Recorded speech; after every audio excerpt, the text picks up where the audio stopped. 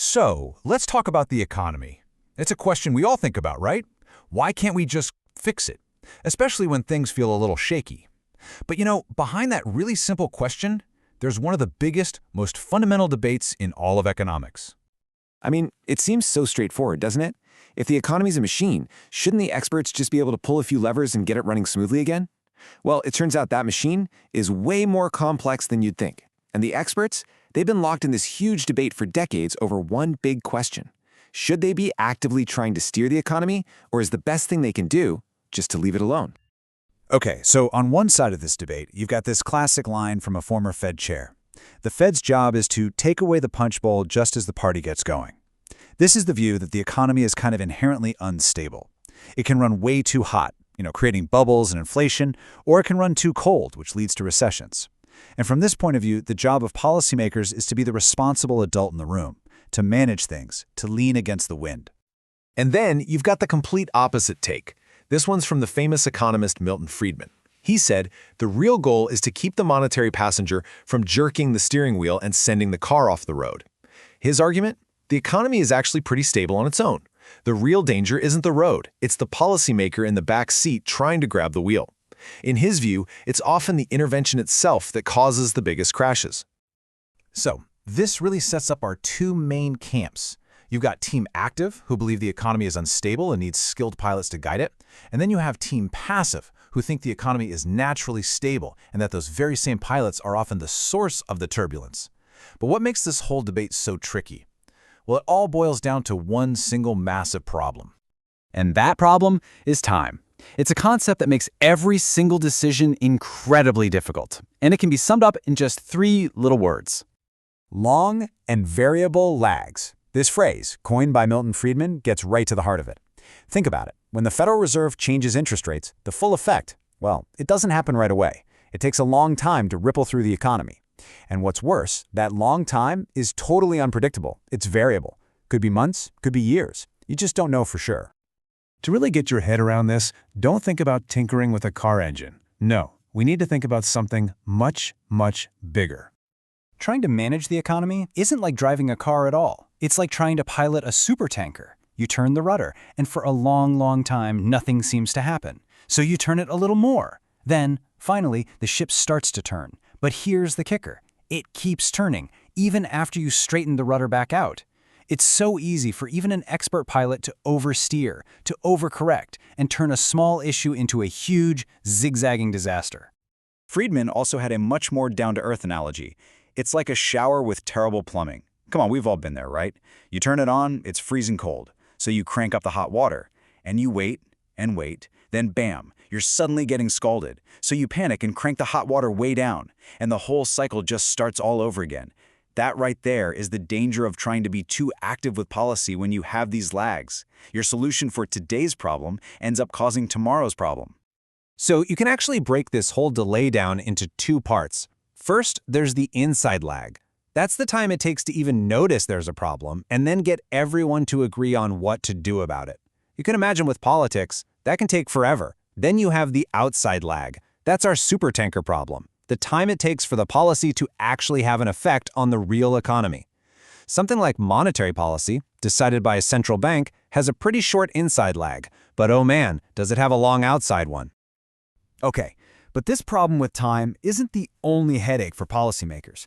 It actually opens up an even deeper, more fundamental debate about how we should even approach this stuff in the first place. See, to steer that supertanker, you can't just look at where you are right now. Because of those lags, you have to aim for where you think the economy is going to be in, say, 12, 18, maybe even 24 months. And that means you have to forecast the future, which, as you can probably guess, is ridiculously difficult. I love this cartoon because it just perfectly captures the, let's say, optimism of economic forecasting sometimes. And yeah, it's easy to poke fun, but the scary part is policymakers have no choice but to rely on these kinds of predictions. And here's a real-world example of what happens when those forecasts are dead wrong. This chart shows the nasty 1982 recession. That red line, that's what actually happened to unemployment. And all those green lines, that's what the experts thought would happen. I mean, look at that. They completely missed how bad it would get on the way up, and then they completely missed how fast it would recover on the way down. It's like they were trying to steer that supertanker while looking at a totally faulty map. All right, but let's just pretend for a second. Let's say you could predict the future perfectly. There's still another very human problem. Can we actually trust policymakers to stick to the plan? Economists call this the time inconsistency problem. The classic example here is the hostage negotiator problem. It explains it perfectly. So, a government announces a policy. We will never negotiate with terrorists. That's a great long-term strategy, right? It's supposed to deter kidnappings. But the moment hostages are actually taken, the short-term pressure to break that rule and just negotiate becomes overwhelming. Well, the same thing can happen with inflation. A central bank can promise to keep inflation low. But once everyone has locked in their contracts and wages based on that promise, the bank might be tempted to create a little surprise inflation to give the economy a short-term boost. The problem is, people know this. They anticipate the temptation, so they don't really trust the promise in the first place, and the whole policy kind of falls apart. So how do you fix a trust problem like that? This gets us right back to the central debate. Do you solve it with rules? You announce a plan and you commit to it, tying the policymakers' hands so they can't break their promise. Or do you go with discretion, where you trust them to be flexible and do whatever seems right at the time? Okay, so we've got these competing theories, these really complex problems. But this isn't just a philosophy class. What does the actual data say about all this? Well, first off, just how long are those long and variable lags? A huge meta-analysis, looking at 67 different studies, came up with an answer. The average time for an interest rate change to have its biggest impact on prices is 29 months. Think about that. That's almost 2.5 years. Can you imagine trying to pilot that supertanker when your steering only really kicks in 2.5 years down the line? And what about the variable part of that phrase? Well, that's just as wild. The same research found that in developed economies like the US or in Europe, the lag can be anywhere from 25 to 50 months. That's a huge range, from 2 to over 4 years. But in economies that are still developing their financial systems, it's a lot faster, maybe 10 to 20 months. So the very structure of the economy completely changes the length of the delay. So what about that rules versus discretion debate? This chart is really fascinating. On one axis, you have how independent a country's central bank is, which is basically a type of rule to protect it from political pressure. On the other axis, you have that country's average inflation rate. And wow, the pattern is pretty hard to ignore. The more independent the central bank is, the lower the country's inflation tends to be. You see countries like Germany and Switzerland way down in the bottom right corner. Super independent, super low inflation. This is some pretty powerful evidence that committing to a rule really can work.